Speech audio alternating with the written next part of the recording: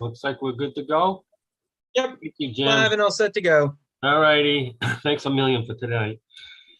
All right. So I'm Norm Corbin. I'm the chair of the Northborough Historic District Commission. This open meeting of the commission is being conducted pursuant to S 2985 as amended, a bill to extend certain COVID-related amendments to the open meeting law as modified by Chapter 22 of the Acts of 2022, permitting remote meetings and participation until March 31st, 2023, signed into law July 16th, 2022. This meeting will be conducted via remote participation. No in-person attendance by members or the public will be permitted. So in order to mitigate the transmission of COVID-19 virus, the town of Northborough has been advised and directed by the Commonwealth to suspend public gatherings. And as such, the governor's order suspends the requirement of the open meeting law to have all meetings in a public accessible physical location.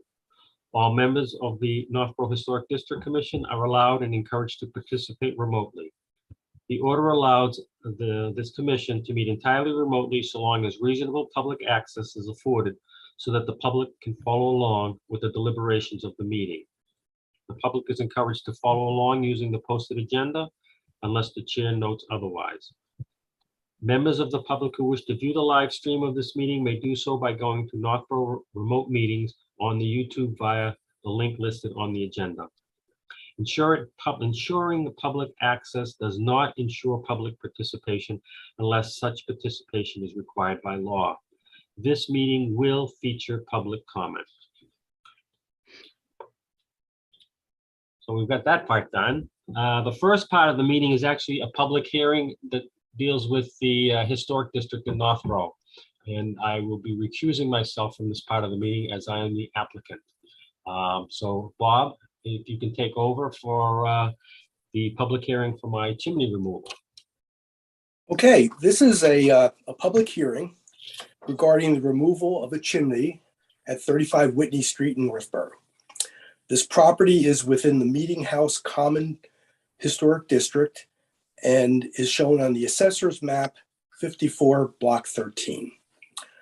Pursuant to Mass General Law, Chapter 40C, and the Northborough Bylaw, Chapter 1 through 60, the Historic District Commission must hold a public hearing to review any proposed changes to the exterior of the building, within the district that can be viewed from the public way.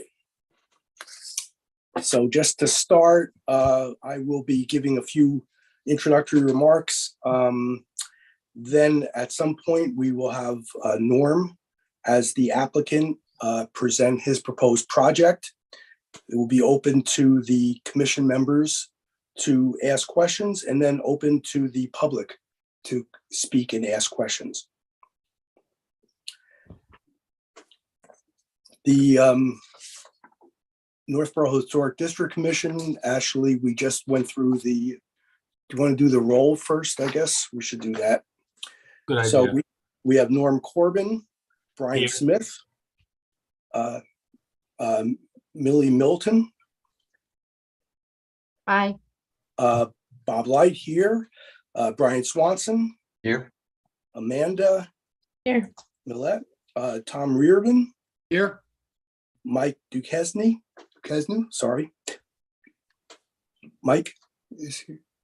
Well, I'm not on the commission Oh, anymore. right, I'm sorry, okay, and Leslie Harrison. Here. Okay, did I miss anyone? Okay, so besides Norm, are there any other commission members that need to recuse themselves from this deliberation? No? Okay. The voting will be by the voting members of the commission. Now, the application was received on September 8th, 2022 by the applicant, and the decision, when it's reached, will have to be filed within 60 days to the clerk. So I would now invite the applicant to present the proposed project. Thank you, Bob. So let's see if I'm doing the shared screen correctly. You have a picture of my house? Yep. Yep. All right. Yes. So anything that involves the local historic district is a view from the street. So this is the chimney that's in the back of the house that you can see from the street. So that's why we're going through this exercise. So this is the chimney I'd like to take down. I'm going to pull up. Let me see if I can do this.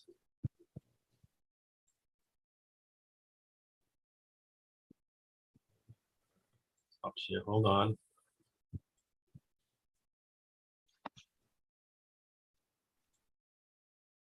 think that's the right document. Nope, that's not the right document.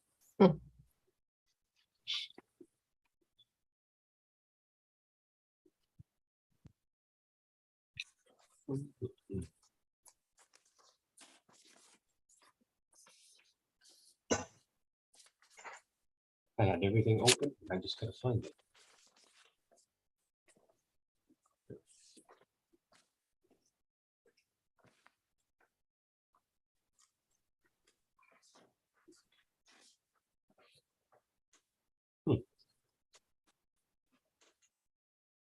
Can't.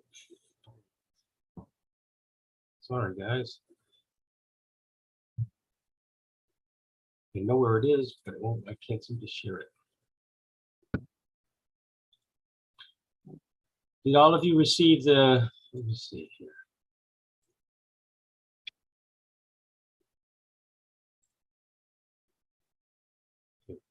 Got it.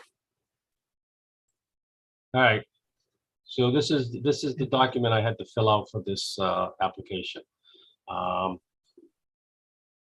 We'll go right to the photograph. So this bottom one shows that this chimney is a leaning chimney. It's been that way for a long time, and now it's starting to fail. And the last thing I need is that chimney to fall. And we don't use it services two fireplaces that we don't utilize anymore. They're just ornamental at this point. So what I'm looking to have done is to have the chimney removed below the roof line, and then have the roof rebuilt with asphalt to cover over where the hole was.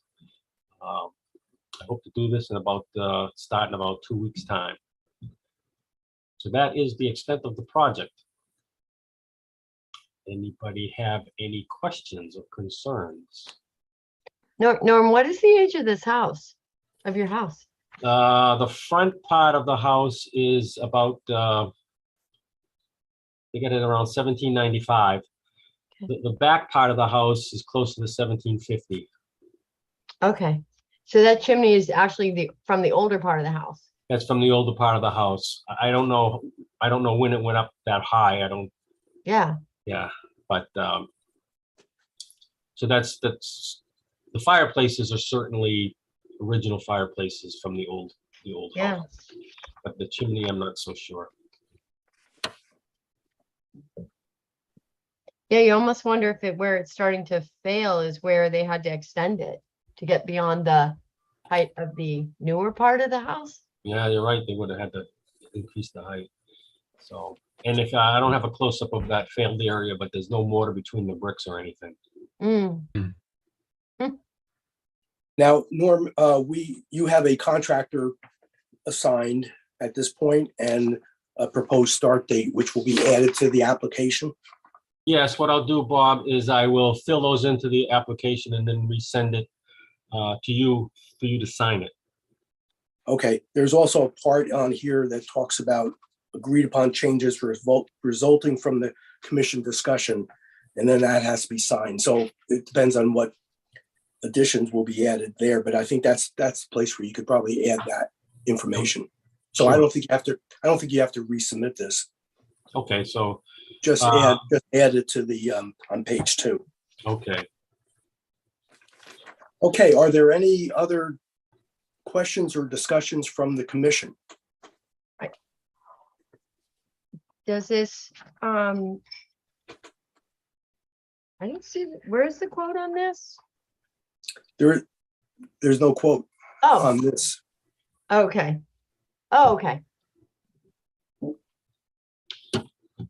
Yeah, all I have to do is identify who the contractor will be when I didn't decide that until after this was filed. And Okay. Yep. So Norm, this is a 1750 era chimney, and the bricks are probably locally made. that could be the case. That could be the case. You want some brick? Nope. It's a lot easier to give them to you than to have them removed and put They away. seem unusually thin and long, like a Roman brick, which is unusual for New Huh. England. See how skinny they are? Mm. I wouldn't have appreciated that. Do they, Typical does brick it, is, 2¼ inches thick. These are probably 1¾ 2 inches. Interesting.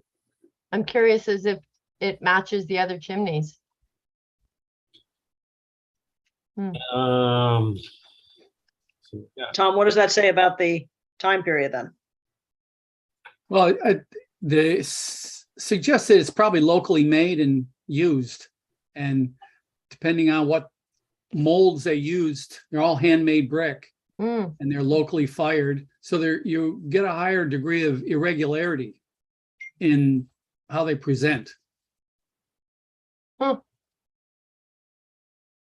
yeah, I'm not an expert on brick, that's for sure. You said there's no mortar between the joints? No, that's why it's failing.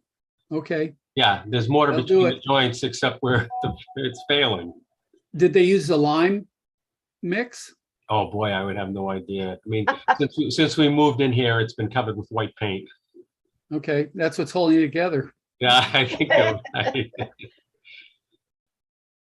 Sure that's not glue? Huh, interesting. So it's clearly a danger to the house and the occupants. So I'm certainly support remediation. Mm. Okay, one point is that during this open meeting, we're now going to invite the public to ask questions or to speak. And then when we close the meeting, then there'll be deliberation and a decision made by the commission.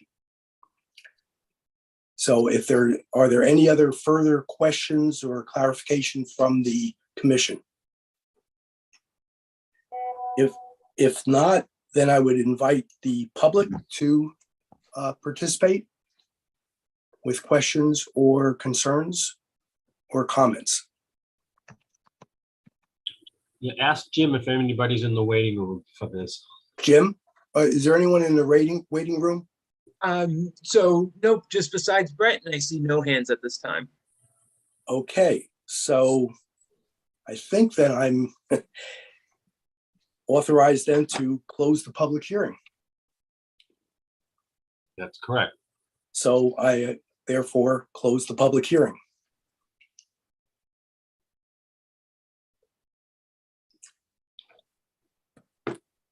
Okay, now we'll start with the deliberation.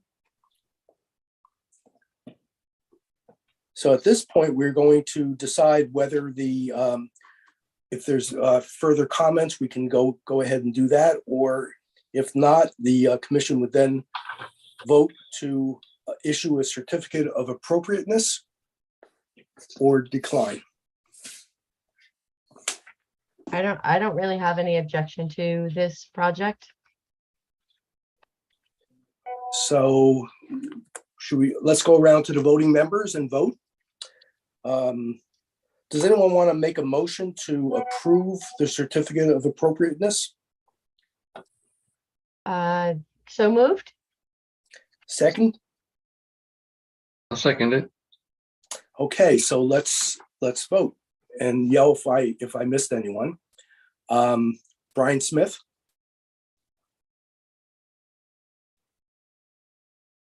Is Brian still here? On mute, maybe? He's on mute. Brian, are you on mute?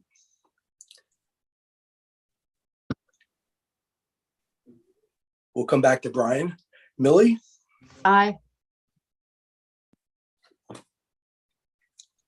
Brian Swanson, Approve. Amanda, are you a voting member, Amanda? I'm not voting yet. Okay, Tom Reardon, I'm an alternate. okay. Leslie, Yes, I'm in favor. and Mike is not a voting member. Correct. Okay, and Bob Light votes aye. I think that's everyone but Brian Smith. Yeah, you I'm need, unmute now. Yay. Brian, I'm- how do you I'm vote? muted now. No, we No? can hear you, Brian. Yeah, okay. How do you vote, Brian? Vote in favor. Okay, so we have 5 ayes, no nays. So we have approved the certificate of appropriateness. thank you, guys. I appreciate this. It's been a project I've been wanting to do for years, so. Good luck with it. Thank you. Could you save me a couple bricks? I'll I save you know. some bricks. No problem. Thanks again. Now I'm going to turn the meeting back to Norm. All righty. Kill that with that. Stuff keeps popping up. All right, so now we're in the regular meeting agenda. So how are we doing on time? 7:28.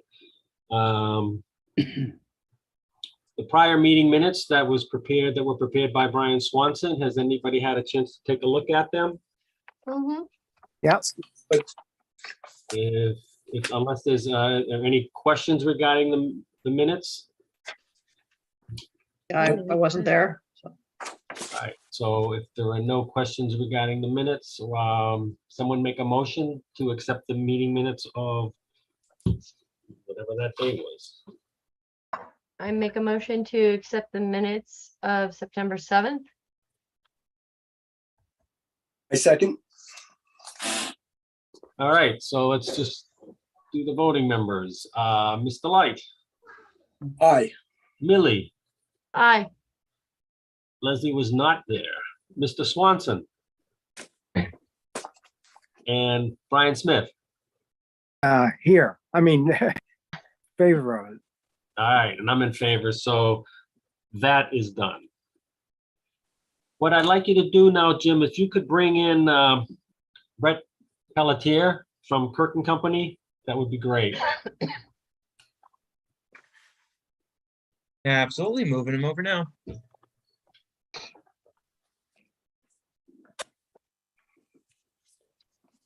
Good evening. Hey, Brett, how are you? Good, how are you? Welcome to the Historic District Commission meeting. Good to be here. And we're not too far behind schedule. Let's see. So let me introduce Brett. Brett is with the company, Kirk and Company, and he's been responsible to pull together a request for proposal to look at partners for the White Cliffs project. And so Brett, why don't you just update us on where it is and Sure. and the like. It'd be Sure. good. So for the past few months, we've been meeting and sort of hammering out our priorities for putting together an RFP for the White Cliffs. And in that time, doing a significant amount of due diligence in the market, talking to, I think I've cataloged about 55 contacts within the historic preservation and adaptive reuse, the real estate development, and architecture communities, and anybody that touches any of those sorts of things, to stir up some interest and get some people on a list for the RFP. And I've gotten a good amount of response from a number of end user types and real estate developers. So we're reasonably confident that we've got some good exposure for the RFP that'll go out, and the RFP will go out tomorrow, as a matter of fact. And so it'll be live on the town's website, I think at 11 a.m., 10 or 11 a.m., but certainly by the afternoon it'll be available. So we spent I don't know, 6 or 8 meetings of the committee and a number of months putting together what we think is a very attractive, very responsive RFP that responds to what the community is looking for in a partner and what the town can manage. And so we're, nothing's a sure thing, but I'm reasonably pleased with the amount of interest that I've received thus far, and hopefully that'll bear out in a few proposals or a few responses. So the response window will be about 60 days. There'll be a site visit during that time and a period for questions, and we'll have a deadline of early December for responses, and the committee will be able to deliberate after that with a recommendation to town council sometime in the spring or after the first of the year. So I came to the planning board and the master plan committee and a bunch of other committees to just introduce myself as we were making this, going through this process. And I wanted to do the same with you folks. And while it's a little too late to edit the RFP before it goes out, certainly I want you to feel like you're part of the exercise, and it's still an evolutionary process. And if there are any comments or questions you had, I wanted to make sure I was here as a resource for you to address those. That's my spiel, and so I am now a resource for you to ask any questions or make any comments or follow up in the future. Certainly, my information is readily available. You said the RFP is going out tomorrow? Yes, ma'am. Will it be posted on the town website? It will be, yes. So I'm kind of curious, Brad, how this all works. I know you have some 50 contacts that you already know of, but how does the RFP actually get out? Will it be visible to hundreds of people or tens of people? I don't have a feeling for the breadth of the distribution of that. So what happens is, because it's run through the town's register, what will happen is I will send out an email to all of the people that I've contacted and the people who are on my list, and directing them to sign up for the RFP on the town's website. Once they do that, we have their information, we can contact them. Any updates to the RFP or any questions that are answered will go to them. Any communications will automatically go through the town's automated system, which is a handy way of holding on to. And then much like I did with the sort of primer, the 2 weeks ago or so, we'll do another social media round where I'll send some copy out to the committee members, and they can put that on LinkedIn or send it around to friends or colleagues, directing them to sign up on the website for the RFP. As soon as you sign up, you put your email address, your name, a little bit about you. You get a link in your email, and so you're immediately have access to the RFP. I guess I was under some kind of impression that there's some kind of broad announcement that this goes through because it's a town request. Yeah, so it's advertised in the newspaper, it's put on the state's registry, and it's put on the Combis, which is the state's registry for municipal and statewide RFPs and things. So that'll go out to anybody who's registered through Combis and ticks the email box for real estate or architecture or property dispositions, et cetera, et cetera. And so that'll cast a broader net as well. That's good to hear. Yeah. What newspaper? Frankly, I don't know. Whatever the town uses to put their, it's a legal requirement that they have to advertise in a print newspaper. I think it's probably, if I had to guess, the Worcester Telegram. yeah. I think that is less of a driver of interest than it is a legal requirement to it be publicized. But Brett, you mentioned some developers were among those interested. Yes. Kind of somehow preservation and developers sort of seem at odds to me. Do you have a sense for what those developers are planning? Maybe mixed use or?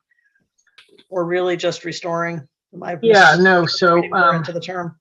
presumably, most of what I've spoken about with them is either some sort of hospitality venue, or I've spoken, yeah, they've mentioned mixed use or a housing, something that preserves the main house as could be meeting space or a community center for the residents, while you build a small addition at the back that's connected. So the general idea is that probably aren't going to put units in the mansion itself. It just doesn't lend itself very effectively to an efficient design. But you could use it as the community's meeting space. There could be a management office in one of the rooms without having to really do much of anything. But yeah, so I went through the list of historic tax credit recipients for the last few years and earmarked some of those folks who have done historic adaptive reuse projects. Thank you. So is your role basically, you're hired by the town, but as a liaison to connect to some of these people, are you also able to or available to help some of those people with the RFP process itself? Yeah, so I'm the contact on the RFP. If they have an issue with, clarification, or they have a question that needs answering, I'm there to help. Okay. My job is, advocate for the town, but, we want to make sure that these folks have the resources they need and the questions answered so that they can effectively respond. Yeah. Sure. Mm-hmm. And some of that is little color commentary more than anything, anecdotal information. We can't necessarily outline absolutely everything in an RFP, and so we can kind of guide them and to say, hey, look, this is the town has discussed X, Y, and Z, and they're open, they're flexible. We've tried to make it as obvious as possible that there's an effort to upzone the property because it sort of straddles two zoning districts at the moment, which is never a good thing. And we're working on X, Y, and Z. The town has spent a lot of money to preserve what's there and to stabilize and kind of give them the understanding that we're serious about this and we're ready to make substantive contributions to the future reuse. Mm-hmm. But you're also able to, because you are somewhat familiar that went through a master plan, and that folds into this. Yeah, one of the criteria of Yeah. evaluation is consideration of the master plan. Sure. Okay. When the RFP gets posted, I'll make sure I send a link to everybody on this committee so they can take a look at it. I've seen a draft of it. It's pretty informative, but it's not. It leaves openness for creativity. Mm-hmm. It's also not tremendously long. It's only about 18 pages all in with exhibits and everything else. And it was designed to be light on the legalese and all of that sometimes makes these RFPs a little difficult to navigate. Mm-hmm. Does anyone else have any questions for Brett while we have his full attention? Last meeting, we talked about putting this on, we're trying to get this on Preservation Massachusetts Most Endangered Historical Resources list. Does that kind of get tied into your RFP, or do they? Yeah, the application's in. I don't think we'll have. I don't know when they make their decision, but it hasn't been made yet. So I know it was well received, and I think someone came down to look at the property a couple of weeks ago, an architectural historian with the state. So I think those are all good things. As much exposure as we can get. It's a little bit saying this is drawing attention to yourself as being the most endangered, but at the same time, it helps to understand the real quality and the complexity of the property. Okay. On that topic, Brian, I think it was the last White Cliffs meeting. At the end of the meeting, John Kadia, the town administrator, had mentioned that when the evaluator came in from Preservation Massachusetts, who's running that program, he was shocked about the great condition of that building, how sound it was, the condition it's in, and he's a real, in fact, I think I sent some links to you, Tom. He was looking at the hinges and found out the company that made the hinges and how, he was at that level of detail and he was so impressed by the building. So it Amazing. was good to have someone like that walk through. It was good for lots of reasons. Yeah, it is a remarkably well preserved building. Most of the time, these things don't look quite as good as White Cliffs does. The interiors are well preserved, but the Yes. exterior is taken. Sure. A bit of a hit. That's Yeah. fair. All right, unless there's any more questions, Brett, I really appreciate you taking the time tonight to update us with the project. My Yeah. pleasure. Thank Thank you you. very much. Thank you, Brett. Reach out Yeah. with any questions if you've got any in the future. Thanks very much. Take care. Thank you. Thanks a lot. Bye-bye. All right. So the next topic, we'll bring in Mike DeShano, our ex-colleague, Mike. So Mike is going to talk to us about the Community Preservation Act funding request that the Historical Society is putting in. So I sent that around for everybody, so hopefully you had a chance to get a gleam with what they're looking for.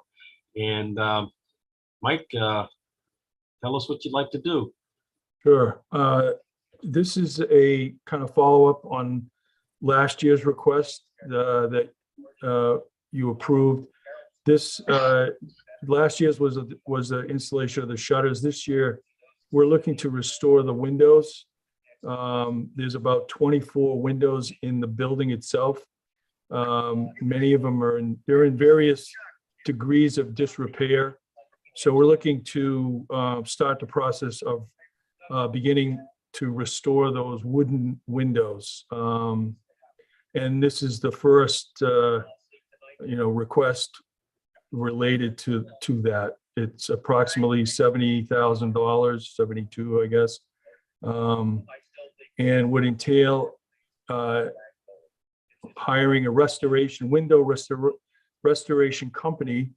The one that we selected or have talked with is called Heartwood Window Restorers. They're out of Claremont, Massachusetts, in the western part of the state. And they obviously specialize in doing restoration of wooden windows. So their plan would be to remove the windows from the fixtures, take them to their shop. Using steam, they would then remove the old caulk, putty, remove the old paint, repaint, reglaze, and then return the windows back into the enclosures. The windows that have storm windows would use the storm windows to keep the building, tight. And the windows that don't have storm windows, which are basically the museum level of the second floor, we would put some kind of temporary piece of plywood over the enclosure. So all of that work comes up to approximately $72,000. Any questions? I didn't see where it said that there's a timeline on this, just curious. Yeah, I haven't really gotten into the time scheduling with the contractor. Okay. So I intentionally did not put that in because I don't want to commit to them at this point. But I would think this work would take a couple of months to do all this. And we're looking to do this sometime next summer, or at least begin the process. Mhm. And Mike, as Norm mentioned, finances this is going to be kind of a tough one this year. And what we've done with Yeah. lots of projects in the CPC is split them Mhm. across 2 years. Is this something that do you think could be split across 2 years and would really just be half the price for each? Yeah, I don't know if that's exactly going to be half. I think there are more windows in the first floor than there are in the second floor, or I should say street level versus museum level.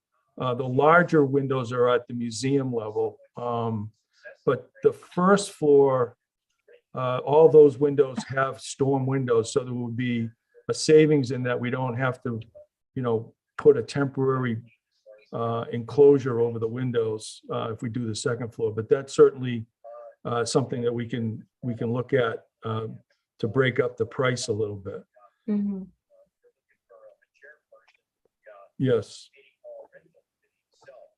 I guess one other question, is there any like infiltration of water or anything like that needs to be considered? And if we were to delay? As far as infiltrating past the storm windows, you mean? Or any of the windows, like, is there a rush to, it would delaying part of it by another year windows- sacrifice the integrity of the building in No. any way? The windows in generally are in, moderate to severe disrepair. I mean, there are some, I think I included some of the pictures on the first floor, like in the back where the entrance is. It's quite dramatic. There's a lot of rot there, and there are various windows, depending on which window you look at, there's varying degrees of rot, and a lot of the caulking of the putty is spalling off and falling out. So as far as we know at this point, there's nothing, none of the windows are leaking, coming through on a regular basis. It could be on a really severe storm, like a driving rain. There might be, some infiltration, but not generally speaking. That's one of the reasons I think we decided we would like to begin this process, is to kind of get ahead of any more further deterioration of the windows, because they are wooden windows, and they do need this kind of work every so often. And we're trying to connect with window restorers, guys that specialize in doing this kind of work, that have the technical skills and ability to kind of, because it's very easy to crack and break these windows when you're trying to take the glazing out. I know that from firsthand knowledge. So the steam application is they have the steam booths and the steam tables where they can heat these things up without causing the windows to break. And I'm sure there's some breakage, but we're relying on their expertise to kind of help us through restoring these windows back to very original shape, really. If I'm, Tom, please speak. So Mike, I had some questions about the components of the windows. These are original 1860 windows? I'm not sure. I think so. To the best of my knowledge, they are original windows, yes. And they're going to remove the sash and take them to the shop. What's happening to the frames? Well, we're going to delay that because of cost considerations. We originally had a quote from, I think it's in the list of vendors we talked to, a group named Cleary and Son, who actually came out and gave us a price of over $200,000, and that just seemed just beyond what we would probably request realistically. And his estimate included doing essentially the work that Heartwood would do, and also restoring the enclosures, all the replacing the window sash weights with chains, etc. So that's going to have to get put off for, but we thought we could at least start by getting the windows reglazed and recaulked and restored in that regard, and then start chipping away at it year in, year out. So if we have to push back, if we do half the windows, the street level this year, maybe do the museum level next year, then perhaps the year after that, we can start working on the inside portion, like the sills and the trim and that kind of stuff. So it's a partial restoration. You're just doing the sash where the glass is held in place. These are true divided light, and the muttons are going to be repaired, Yes. painted and so forth. But the Exactly. frames are remaining, the sills are remaining, the trim's remaining, Right. Okay, so it's a partial. It's just a restoration. matter, really, it's just a matter of financing. We just didn't feel like it was realistic to, I mean, I'm sure if there's a concern over $70,000, if I asked for $200,000, I'd be going the wrong way. So, Cleary's estimate included a lot of that work. It was very detailed. They came to the site. We stayed with them for an hour or so, and they really looked it over. They do excellent work. Their website, is an interesting thing to look at, and but we just couldn't afford what they're asking. So, Did you discuss with the contractors the state requirements for energy efficiency when you replace windows? no, did not. So the IECC 2018 is the operable energy code. And whenever you do a window replacement, you have to apply for a building permit. And the requirement is that the windows have to have a U value of 0.45 in zone 5, which is the area that Northborough is. So if you're replacing single glazed windows, they're not going to meet the state requirements for energy efficiency. So the options are storm windows on the inside or the outside, preferably on the inside, so you can see the restored windows. You can go with a true divided light insulated glass, or you could do a simulated insulated glass.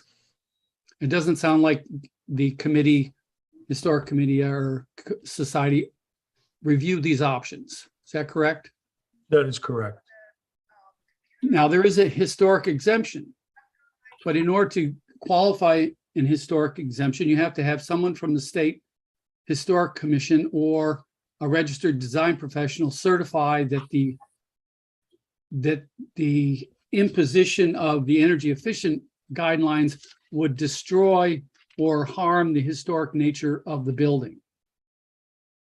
So there's some steps that'll have to be done before they'll allow you to do this work. And it doesn't sound like the energy efficiency component has been addressed adequately. Well, all I would say is we did discuss with Cleary when he was on site. They were going to not only do reglaze and redo the windows, the existing windows, but also replace the existing storm windows that we had. And I didn't get into the detail of what you just described, but he was saying, I mean, he didn't get into U values, but he was saying that replace the weather stripping, new storm windows, they'll be as good as double pane insulated glass windows. So even though we didn't talk about the specific U value, it seemed to me, now that I think back on it, that that's the direction he was headed. And we did talk about having to have a building permit as a requirement, but all what you just mentioned was not part of the discussion. So I can't say with certainty if we went with Cleary and the reglazing and the storm windows, we would achieve that. But it sounded like we would be getting close. But it's just too expensive. I just couldn't do it. Well, my suggestion would be to restore the 160-year-old sashes and get an energy panel installed on the interior, because you have the true divided light muntins on the exterior. That's what enlivens the exterior, that makes it true to its Greek revival roots. When you put storm windows over it, they just read as black glass, and you lose all that detail, and you hate to do that to a historic structure. So basically remove the existing storm windows is what you're saying, right? And replace them with inside storm windows. Is that what I'm hearing? Correct. Okay. That way you can see the actual detail of the true divided light of the original windows. Understood.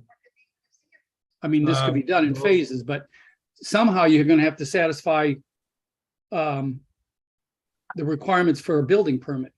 And just the way it stands now, it will not pass. So you either have to get a report from the state that certifies that this is acceptable exemption, or you have to get a design professional to write a report, and that has to be submitted to the building department, and then they have to approve those exemptions. So it's not as a simple process as you might think. Every window replacement in the state has to have a building permit, and we are a stretch cone community, and Massachusetts has stricter requirements for energy performance than many other states. Okay, well, since we don't include all that stuff, I guess it kind of puts the kibosh on proceeding any further. I would think. This, Mike, Tom, first, thank you very much for that information, because Yeah. it's all new to us. You're a real asset on the team for that. First of all, Mike, whenever you put together a application for a grant, you do a thorough job. Yeah. It's really well done. I'll try to answer the questions. Yeah, but you're very thorough, and Tom's input is certainly very valuable. As Leslie alluded to, because she's on the CPC, she's our representative on the CPC, historic money funding might be really tough right now. A lot of it's depending on what's going to happen with the RFP for White Cliffs. Do we have to put more money in the pot for White Cliffs? Where was it going to come from? So this has all been coming up in the last couple of weeks, how we're going to handle that. So money's going to be really tight. After what I hear from Tom and some of the comments I written to you earlier in an email, that there might be some other sources for some subsidies from Funding. for some grant. You might want to consider taking in Tom's information, plus the information that I supplied with some possible grant opportunities, and rethink the project in terms of phasing it somehow, and maybe skipping this year and going after it next year. I don't think you're in a crisis situation, which is really good. And I think overall the project is the right project. I just think the timing might not be quite right yet. And you might want to, you might want to just start talking to the building inspector of the town of Northborough if you haven't made that contact yet to confirm some of these things. So that's kind of my 2 cents on the project. I think it's well thought through. I think there's some unanswered questions. It just might not be the right time right now. Okay. Mike, I have a couple questions on the windows. Sorry to interrupt. No, I'm done. Are they all functional windows? Yes, they all work. Okay. Just in various stages of, some windows have some rot on the muttons, and some of them have them on the sills, a little bit of dry rot here, a little dry rot there. Most of the windows have caulking that are starting to spall off and will probably be falling off in chunks in the next year or two.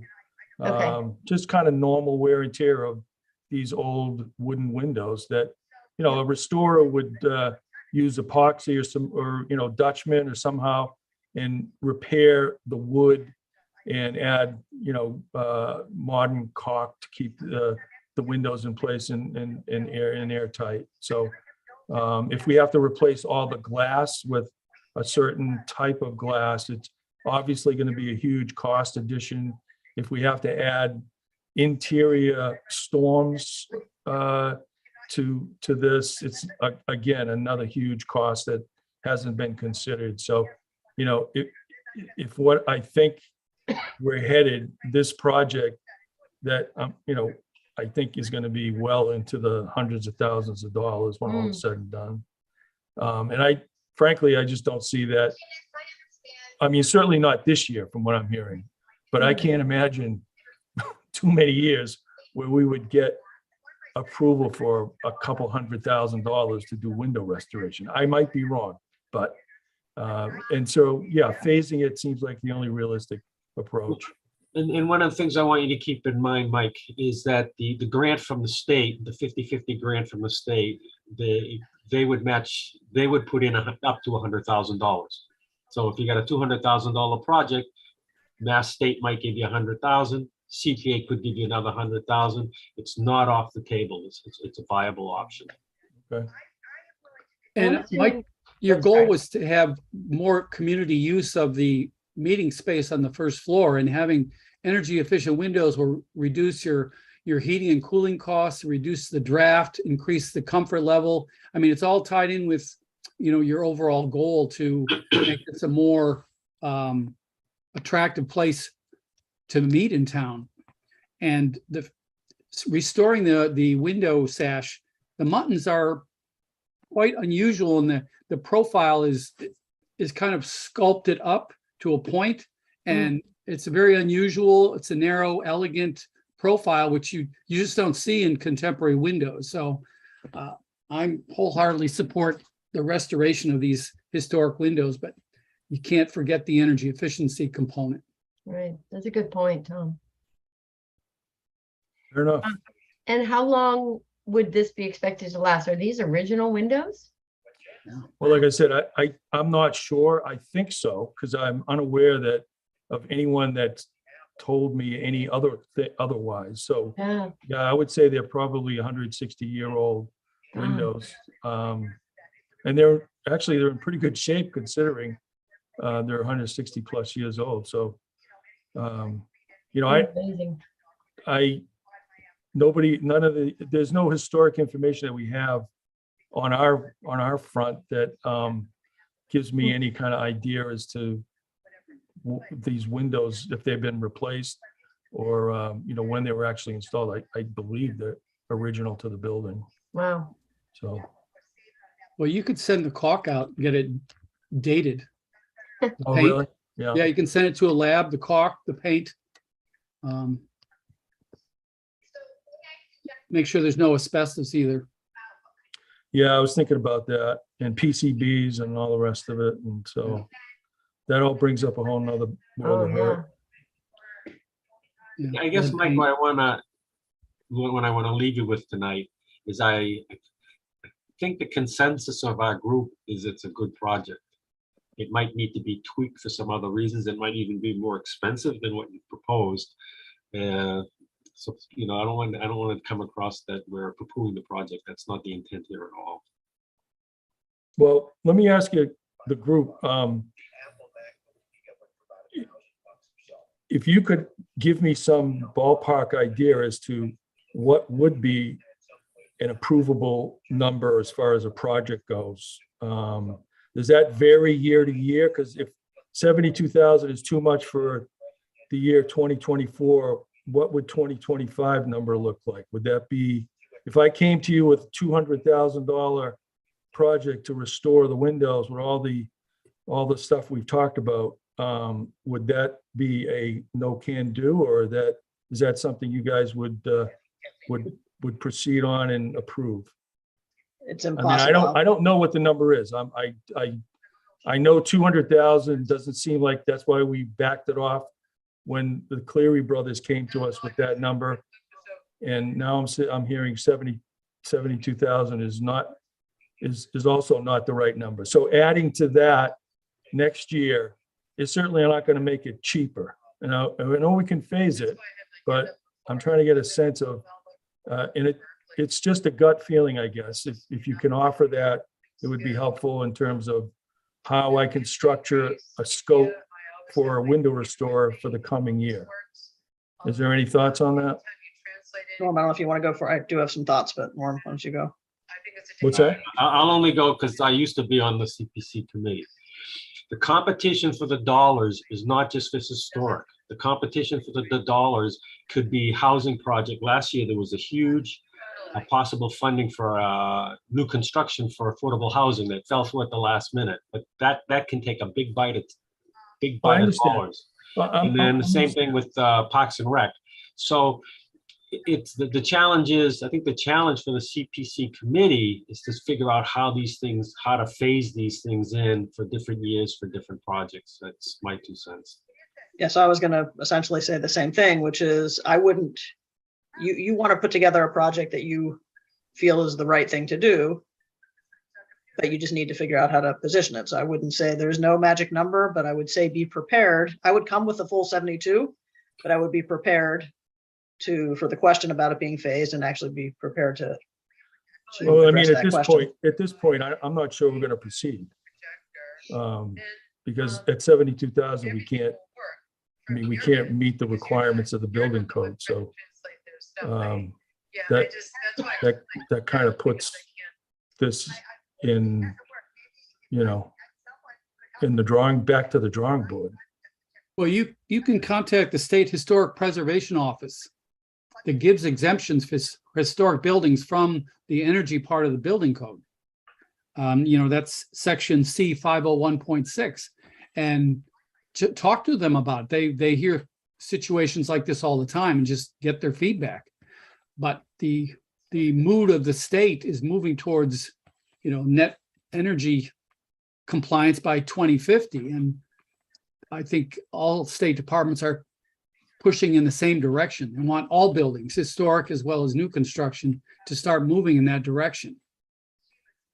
But it certainly makes a stronger case for when you're fundraising that is both historic preservation and making the building more energy efficient. Oh, I understand. Couldn't agree more, but that's not what we have in front of me right now. So to reassess and redo and kind of do all that stuff, I mean, it takes time and effort and then, a lot of discussion back and forth. So I'm not sure it's going to work out, but we'll see. I was just trying to, really what I was trying to do is just get a sense of, I don't think 200,000, no matter what year it is ever going to work.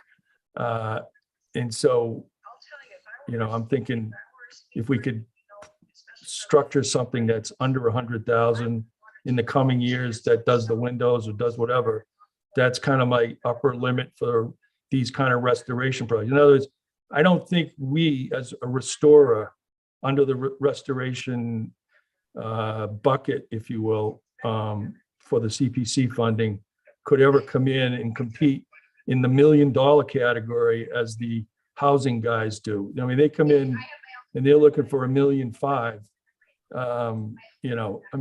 There's no way we're going to be even close to that. But so if it's not $1.5 million,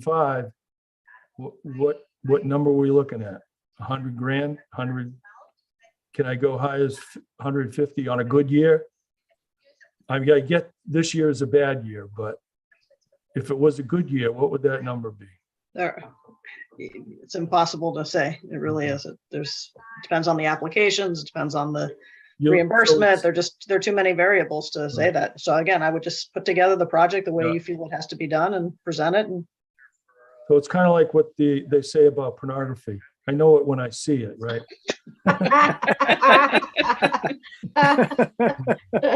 and your taste changes over time. I don't know. There's some variability in there. All right. Well, thank you. The other thing, Mike, is I think the CPC will also be looking for is if you've considered other funding, and that does help, I think, move things along if that's been somewhat granted or considered. Yeah, understood. Fair enough. Thank you, Mike. Yep. I mean, I think, like I mentioned earlier, I think the general concept of this project is a good project. That's not the issue here at all. Understood. All righty. So if we're all set with Mike's project, we can move on. I'm going to bug out if that's. All right. Take care again, Mike. Bye. Hi, Mike. It was nice seeing you. Yeah, good to see you too. Yeah, I'll see you again. Bye. All right. How are we doing on time? That's maybe a little longer tonight. Let's see what we got. All right. Some simple things. Applefest booth. Myself and Bob and Amanda and Brian Swanson manned the booth. I liked it because I like to interact with people that have history interests. We met some very interesting people who own some old homes in town. I think, and when I like that they put us near the Historical Society because we kind of work off each other, because people now realize we are two different groups, and we are, so that I think that works out very well. Anybody else who participated have a word or two to say? Well, the people that bought the Grange showed up, and they're doing some restoration right now. It's pretty interesting. It's gonna be a single family house where they may, I think they may rent out the second floor, but I'm not sure yet. So it was interesting to meet them. Oh, that's great. It's a way to, you know, one of our purposes is to have a face to the public. So that's one forum that works quite well for us. Mhm. I propose we retire the term manned. Oh. What would you like? I'll take any word. Staffed. Staff is good. Okay, staff is good. Anything, It's a good idea. The Historic Preservation Plan. So I sent it off to Mass Historic Commission, to Jennifer Doherty, because she's the person who gave us quite a bit of very helpful feedback. And she got back to me today that everything looks good. We're good to go. So it's done. There's a Wow. table I need to just tweak a little, but it's done. Bravo. Yay, Yeah. yay. There's a few people in this house who are Amazing. happy about that. Oh, amazing.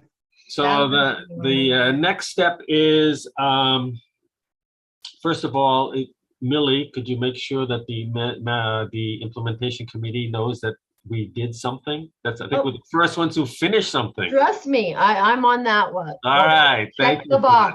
that. All right, check Yes. that box. And we'll get it up on the website, which will be handy. And then I was looking, there's a few loose ends. I want to know if Brian Swanson, if you want a paper copy or an email is sufficient for you. Email is okay. And Mr. Smith, do you want a paper copy or also a hard copy? No, hard copy is not necessary. Got it. All right. Yeah. Guys are new school. Yeah. Because I have to make some copies. So that's, I'm happy with that. Let's see. The CPA funding. Last time we spoke, we were talking about a historic marker for the library, maybe something that has one of Captain Gale Jr. or something. Anyway, so I contacted the library and they're very interested in that. The price of those markers have gone up significantly. They used to be $2,800 2 years ago. They are now $4,300. Wow. So the price has gone high. We can make it a little smaller. We can do a few savings. My gut feeling is, since it's the library, it might be worth it. But any subsequent ones we put up around town, we're going to have to sit back and really think this through, because that's now we're getting to the expensive proposition. So I'm working with library director Jennifer. I can't remember her last name. Jen Bruno. Yes, thank you. And we're putting an application in, but it's going under historic for $5,000. And now we're going to have to see, because we may run into the same bugaboo as I think the Historical Society will in terms of funding. That's something we'll talk about in a minute. So that's where that stands. The Girl Scout Cemetery Project. The Girl Scout, she's a freshman at high school. It's Lana Ingerslav. And I wanted to, she's all set. She got her silver award. Nice. And I wanted to pull up a picture of her work. Let's see if I can find that. I have to see it right here. Give me 1 second. Because she's done, I think, somewhere near about half a dozen, 6 to 8 stones. The project requires 50 hours of work. That includes all of the meetings and the like. And if I can find it right here.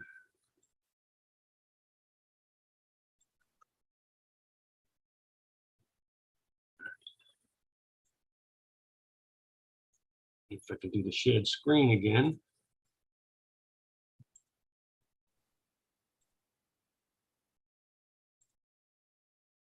Can you see that? Oh, wow. Yeah. Yeah. So the one on the left is before she cleaned the stone. The one on the right is Wow. after. Wow. Two examples. It's really eye-opening. Yeah. That's amazing. What is she doing? What's, We sent her the information on how to restore the grave sites. It's D2 is the product that's recommended for the cleaning in elbow grease. A lot of little elbow grease, a little soft scrubbing and the like. not just dumping buckets of Clorox on it or anything? No, there's a certain way you're supposed to do it. So the good thing is she's demonstrated how good it is, and part of her project is to come up with a written procedure for other people to carry on. So, Good. That's but yeah, I amazing. think if Wow. you That walk is in the really amazing. cemetery. It's nice that she came up on her own. It was her own idea to do this, and it's very impressive. That's fantastic. Yeah, it is. It's really nice to see. The amount of detail in the It's cleaning unreal. Yeah. I'm is looking. incredible. Yeah. So these are not in the historic section. These are they're in the older part of the historic of the Well, Ball, yeah. So one is Ball. So that's, I can't tell the last. Oh, Steve is the last name, or Steve? Steve, that's a good question. Yeah. It's Probably on the last name. It's on that main road that goes parallel to the brook, pretty much, and it's on That's the right. remarkable. Yeah. So they show Wow. up because the ones around them aren't quite that clear. That's So, amazing. Lana did a great job. Yeah, she did. And let's see, cemetery signs. So that's the one Lorna was working at. Brian Swanson had got the quotes back over a year ago, and then Lorna took over. She's working on that now. We're still squaring away the loose ends on the actual wording on those signs. So it's the last version, there was a miscommunication somewhere, so we're still working up the how we're gonna. It's gonna say Kaiser section that we decided on. So that's the goal, is to have them installed before winter, and I think we can do that. We're pretty close there.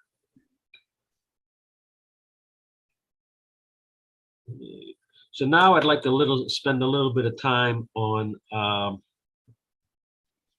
CPA requests from us. One thing that I didn't really appreciate till recently, for those of you who are on the CPC committee, realize that there's a part of one of the funding is called reserves. So there's a historic reserve, there's a reserve for affordable housing, and a reserve for parks. Our reserve is zero. We've never had a plan to put that money aside. And the purpose of the reserve is to put money aside for the future use. The way we've been running lately is every year comes up, we look at what we have for funding, and whatever's available, we utilize it. But it leaves nothing to the future. With White Cliffs coming online, that's one example, and I got a bunch of other examples. There's going to be some big ticket items coming up in the next 3 to 5 years. So just to give you an idea, so you got the White Cliffs, which could be any kind of number for additional funding when we find a good partner to work with. The making the bridge over the Aqueduct River, the Assabet River for the aqueduct, that's going to be an expensive project, and a lot of that could be historical because it's restoration of the structure. I mean, a number like $500,000 from us is not unexpected. We want to do those. We're doing the.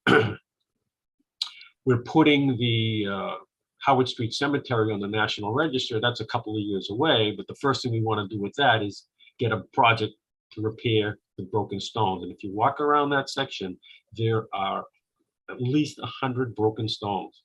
Yeah. We're looking at close to $200,000. Now, we might be able to match that with some grant funding, but these are big ticket items coming down the pike.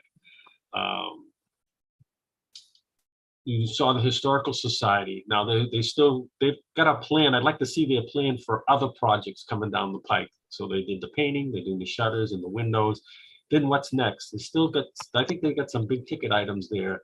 One of them is, in my mind, has always been, how will they preserve their documents in their images and the like, and do they need HVAC upgrades? There's some big ticket items there. at Applefest, Unitarian Church people were talking to us because it turns out the steeple has some major structural problems. They are already looking at $250,000, $250,000 to repair the steeple. They wanted to know CPC funding, grants from other people. How do they get that done? That's another big ticket item. I think we need to put money in the bank now. We need to plan ahead. So my thought is, and this is what I want to bounce off of you people and see if it makes sense. My thought is to get $1 million into that account over 3 years. Find a way, if possible, to put $350,000 into historic reserve next year and hopefully the next 2 years. Don't know if we'll get 350. It's going to come down to what all the other needs of CPA funding are. But I think we need to put a request in. We need to be prepared, and we're really not prepared for big ticket items yet. So that's, and I don't know what else is, to be honest, I don't know what else is coming in for CPA funding for history this year. Leslie, have you seen anything else besides the society? You know? No, not yet. Why wasn't it that I had to miss last week's meeting? But I don't know if there they're are any- trickling in, aren't they? Are they forwarding it to? I haven't seen anything yet. So So I haven't seen anything either. So I don't know. Millie, I don't know what the ticket items are coming in for a CPA request. Yeah. yeah, it's early. Still a think couple they're weeks due, left. Oh, yeah, a couple. Yeah, they're weeks, due November 4th. This is 3 weeks away, if that. So yeah. Yep. But that's when all the work happens. Yeah. Would you know what? Oh, I'm sorry. Go ahead, Tom. I did speak with a group at Trinity Church, and they have needs as well, where they'd like to make their building more accessible. There's a lot of different levels. There's no elevators. It's underutilized. Large portions of it are not occupied at all. And I briefly spoke with them about CPA funding. I don't think they've put together any kind of program yet, but you're looking for big ticket items. There's another one. thank you, Tom. I didn't know about them. They approached us when I was on the committee. So probably 4 or 5 years ago, they were thinking about something. And I don't remember if it was access or the like, but they had they had contemplating it, CPA funding at that time, but they never pulled the trigger on that. Tom, would they be able to put an elevator in that building? In the back side entry, there's like an L facing the old Gale store going east. You Mhm. could tuck an outside elevator. I don't think you'd be able to bring it up through the building. But they were talking about maybe having a daycare, some affordable housing. They just have a lot of space that's not being used, and it's a Wow. beautiful building, and it's right in the center of town. So I told them that the master plan was being implemented, and they should pay attention to what's being discussed, because they could be a critical component. Mm. And Last elevator on the outside of the building. handicapped A bell tower access to elevator. historic buildings is fully acceptable for CPA funding. Yeah. Mhm. Norm, how many more years do we have for the White Cliffs bond? I'm glad you asked. I just looked it up today. Today will be the next year's town meeting will be number 6 of 10. 10 is 10, okay. And it's dropping down. Somewhere I had a printout how every year it decreases. This year, last year I think it was 185,000. So next year it might be like 160,000, something like that. Mhm. So, and that's, that's also part of our historic expenditures, isn't it? Right, and that's non-negotiable, so that's one that just, That's a fixed cost. Yeah, Yeah. absolutely. Leslie, I have a question for you on CBC, because I haven't been on as long as you have, but do you ever see, or have you ever seen any applications come through that are really applied for under 2, like historic? I could see the aqueduct being historic and recreation. So do you ever see them come under 2 that might be more open to more funding that way? that's, no, because first of all, I don't recall that ever happening, but also so 10% has to go to each category. So once that 10% is met, there's really no benefit to one over the other. It's just a question of priorities. And so as long as we meet the minimum for every category, which again is 10%, and that 170, that bond payment puts us over that each time easily. Well, I think That's a good point, but I'm not recalling any that are dual. I had heard that opening up the bridge for the aqueduct could be close to $1 million. So the question Oh, then is, yeah. and It's so a then the big question number. is 500 of it history related? Is 500? And I don't know how that all splits out. Yeah. Just I don't, curious. would it qualify under historic because it's not, It's on the National Register. And what are they planning to doing? Redoing the top, putting in new railings? I mean, these are all restoration yeah, projects. I guess it's restaurant, yeah. Yeah. So, but the Trails Committees, you know, they're carrying the ball on it. I Yeah. touch base with them once in a while, so just so they know that there's also potential funding for historic preservation too. So what I'm looking for now, does it make sense for me to for us to put in a CPA request for $350,000 to put it in our reserves? I think it does. How does the Historic District Commission dispense money for projects? What's the mechanism? How do we dispense money? Wait, where's this $1 million going to? Is it just held by the CPC and is for historic projects with your review? Or do you have your own monies to dispense from in this pot? Well, it goes into the historic reserves account. And it's not, I don't want to say this, it's not our money, it's money for historic preservation. So the Historical Society could access those funds, Trinity Church could access those funds. We review it to make sure that whatever the request is appropriate for historic use. The challenge always is, and that's what, to me, the CPC committee's role is, they're trying to juggle what projects can be funded either with the funds they have available or setting some kind of priority. So we kind of oversee what the requests are, but we don't really hold the purse strings. We don't hold the money. It's CP, Okay. And the CPC. town has to approve this through town meeting that we do Exactly, this. Millie. Yeah, so voters have to basically agree that as the, to put this into a historic reserve. They buy a bunch of CDs with this while it accrues interest or what? Yeah, I think they do. Yeah, you know, I don't know how that works. They do utilize things, yeah. Treasury bonds? Well, just to put it in perspective, I don't have the numbers in front of me right now, but affordable housing, I think, had something like $600,000 in their reserve account, and the recreation had like 500,000 in their reserve account. Yeah. Actually, it's not recreation, it's conservation. Conservation has that, and that's only part of the picture. They also have they do something that we don't do. They actually take their money from CPA and move it into a separate account so they can access it quickly. So they also have another pot of money that's associated with CPA funding. That's because if something comes up housing really quick, they can't wait for an annual town meeting to let it go. So they have significant funds and we have zero. And I think we really need to make sure that the reserves are up higher than that. Yeah, we do it with open space as well. We put it in the Yeah. conservation, Open space, right, thank you. conservation fund so that we can get to it without town meeting vote. So I only heard a few comments about the request. I mean, the way this works is we put in a request for 350,000. If you ever watched the last meeting of the Community Preservation Committee, they number crunch. Oh, yeah. That number might not be 350 at the end, and they contact us and say, you're not going to get 350, we had to cut you back. But if we don't ask for the 350, you know, We're not it gonna comes get it. back because there's no reason to. You talking about 350 in addition to the 160, 70 or whatever? That's what I'm asking for. That's what I think. That's what I want to put on paper.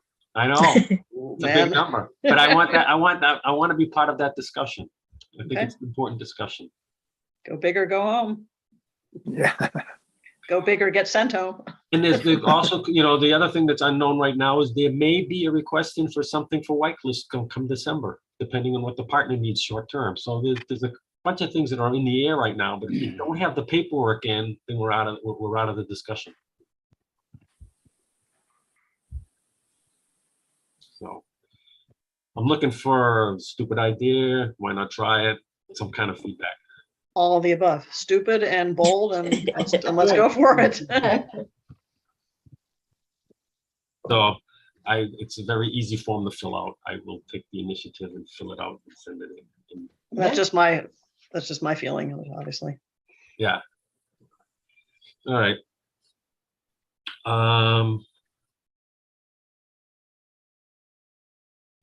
Let's see. The only other things left over is, no, that's it.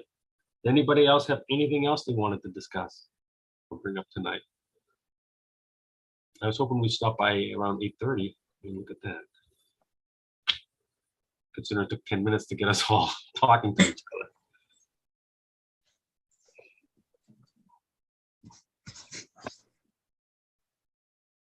Want to carry on or call it quits? I think we should call it quits. Is that an official motion there, Brian? It is. Yes. Who second that? I'll second. A third. All right, we'll do by the voting members. Here we go. Leslie, Aye. Millie, Aye. Mr. Swanson, Aye. Mr. Smith. Aye. All right. Hey, we haven't decided on our next meeting. I, Oh, that's right. You are now a member. I'm sorry, Bob. I'm so used to calling you when I shouldn't. Now I don't call I you. don't have many votes. I have to take advantage of it. Yeah. We haven't set up a meeting time yet. It all depends if we go virtual. It's all a matter of scheduling when we have someone like Jim that can help us out because we needed him today. So we can't really run out of Thank you, Jim. Yeah, thanks, Jim. Thank you. Mhm. Hey, have a good month. We'll stay in touch for a new meeting time. Sounds good, and good luck with the Sounds good. COVID. Thanks, Norm.